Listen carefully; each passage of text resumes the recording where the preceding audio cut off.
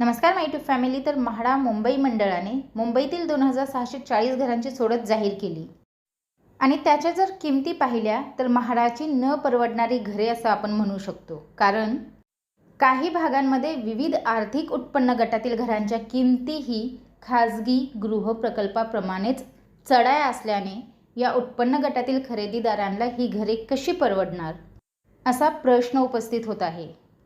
कारण त्याचं अजून एक कारण म्हणजे उत्पन्न गट आणि विक्री किमतीत प्रचंड तफावत. तर घराच्या किमतीचा विचार होण्याची गरज. तर काय आहे अपडेट, चला पाहूया आपण सविस्तर माहिती. तर म्हाडाच्या मुंबई मंडळाच्या घरांच्या सोडतीची प्रतीक्षा ही सर्वात जास्त करून अल्प आणि अत्यल्प गटाला होती. आणि साहजिकच म्हाडा असो, सिडको असो किंवा म्हाडाच्या कुठल्याही सिडकोच्या कुठल्याही शासकीय घरांच्या कुठल्याही स्कीम्स असो, सर्वात जास्त वाढ जी पाहिली जाते ती अल्प आणि अत्यल्प गटाकडून पाहिली जाते. कारण त्यांचं बजेट नसतं तेवढं की प्रायव्हेट बिल्डरकडून ते घर खरेदी करू शकतील आणि त्याच्यामुळे ते या योजनेचा वाट पाहत असतात की कधी यांच्या लॉटऱ्या निघतील आणि आम्हाला परवडणारी घरे मिळतील. आणि असेच त्यांना म्हाडा मुंबई लॉटरीची प्रतीक्षा होती. तर मुंबई मंडळाने मुंबईतील 2640 घरांची सोडत जाहीर केली आणि कालपासून म्हणजे काल सोमवारी 30 मार्चपासून नोंदणी आणि अर्ज विक्री स्वीकृतीस सुरुवात झाली आहे. मात्र या सोडतीची जाहिरात पाहून अत्यल्प आणि अल्प गटातील इच्छुकांच्या पदरी निराशा पडली आहे.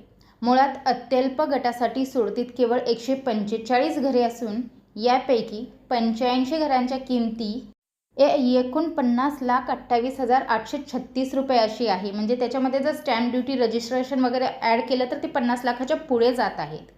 तर दुसरीकडे अल्प गटासाठी 858 घरे असली तरी या गटातील घरांच्या किमती भोवळ आणणाऱ्या आहेत. कारण या गटातील घरांच्या किमती लाखांवरून थेट 2 कोटीवर गेल्या आहेत.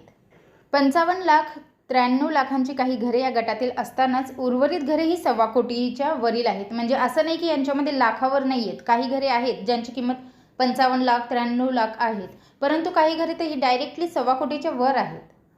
तर वरळीतील सासमिरा येथील 4 घरांच्या किमती या थेट 2,71,71,285 ते 2,09,72,432 रुपये अशा आहेत.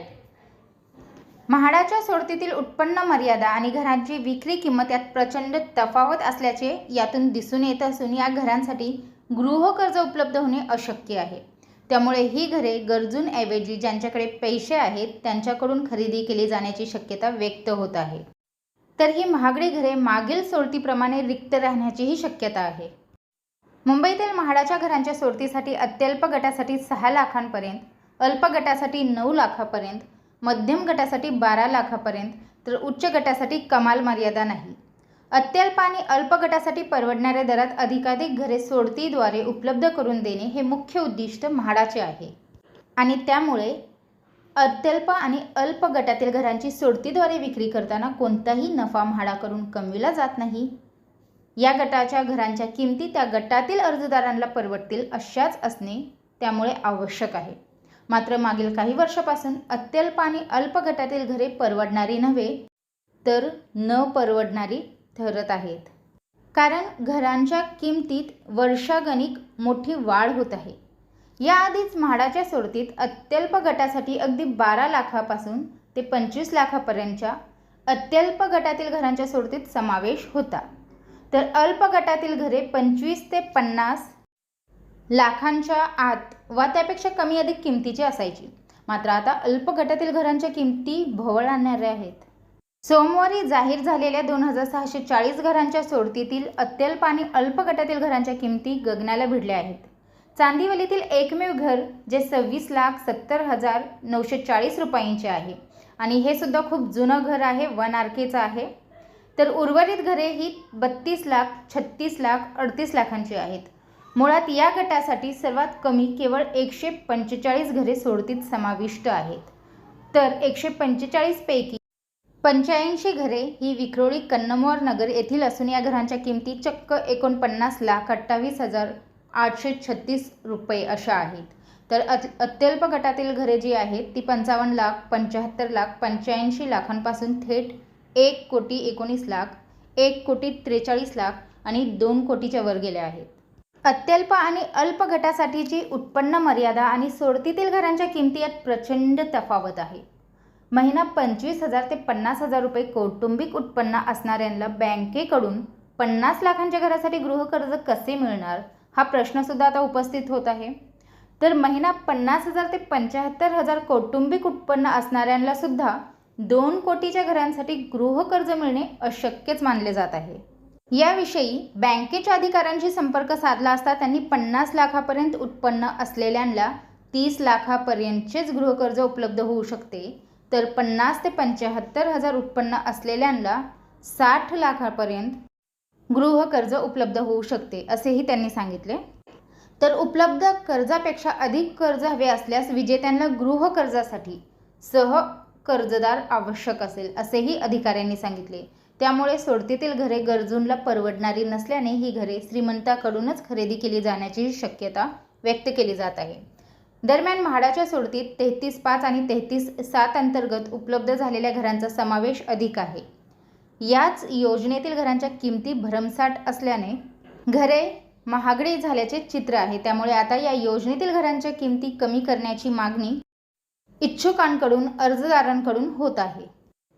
तर म्हाडा काय म्हणते? म्हाडा म्हणते म्हणून घरे महाग आहेत. तर काय कारण आहे म्हाडाचं ते जाणून घेऊया. म्हाडा गृहनिर्माण योजनेतील घरांच्या किमतींची निश्चिती ही बांधकाम शुल्क, जमिनीची किंमत, विकास शुल्क आणि प्रशासकीय खर्च यांच्या आधारे केली जाते. त्यामुळे या योजनेतील घरे परवडणारी असतात, अशी माहिती म्हाडातील वरिष्ठ अधिकाऱ्यांनी दिली. तर म्हाडा वसाहतीच्या पुनर्विकासातून म्हणजेच 33.5 अंतर्गत आणि उपकर प्राप्त इमारतींच्या पुनर्विकासातून उपलब्ध होणाऱ्या घरांच्या किमती त्या ठिकाणच्या रेडी रेकनर दराच्या 110% दराने निश्चित केल्या जातात. त्यामुळे माझगाव, दादर, ताडदेव अशा परिसराप्रमाणे घरांच्या किमती वाढतात. त्यामुळे ही घरे महाग होतात. मात्र मुळात बाजारभावापेक्षा म्हाडाची घरे स्वस्त असल्याचे अधिकारी सांगतात. तर बाजारभावापेक्षा म्हाडाची घरे स्वस्त असली तरी म्हाडा हा विकासक नाही. म्हाडाने परवडणाऱ्या दरात घरे द्यावी अशी अपेक्षा असते. त्यात जर 33.5, 33.7 मधील अल्प, मध्यम आणि उच्च सर्वच गटातील घरांच्या किमती या रेडी रेकनरच्या 110% दराने ठरविल्या जातात. त्यामुळे छोटी घरेही महाग होत आहेत. तेव्हा म्हाडाने या योजनेतील घरांच्या किमतीच्या निश्चिती धोरणात बदल करण्याची गरज एका इच्छुक अर्जदाराने व्यक्त केली आहे. तर म्हाडातील सूत्रांनीही घरांच्या किमतीच्या निश्चितीच्या धोरणावर पुन्हा विचार होण्याची गरजच व्यक्त केली आहे. तर त्यामुळे म्हाडा जी आहे ती आता मुंबई मंडळासाठी घरांच्या किमतीवर काही विचार करते का त्यांची किंमत हीच राहणार आहे. तर हीच जर किंमत राहणार असेल तर आता या लॉटरीला कसा प्रतिसाद मिळतो हे पाहण्यासारखे आहे. कारण उत्पन्न गट आणि विक्री किमतीत सुद्धा प्रचंड तफावत असल्यामुळे गृहकर्ज मिळणे हे अशक्य होत आहे. तर त्यामुळे आता म्हाडाकडेच सर्वांचं लक्ष लागलेलं आहे की म्हाडा या घरांच्या किमतीमध्ये काही फेरफार करते का. तर हीच अपडेट सध्या तरी मला आपल्यापर्यंत पोहोचवायची होती. व्हिडिओ पाहिल्याबद्दल धन्यवाद. आपल्या सर्वांचे आभार.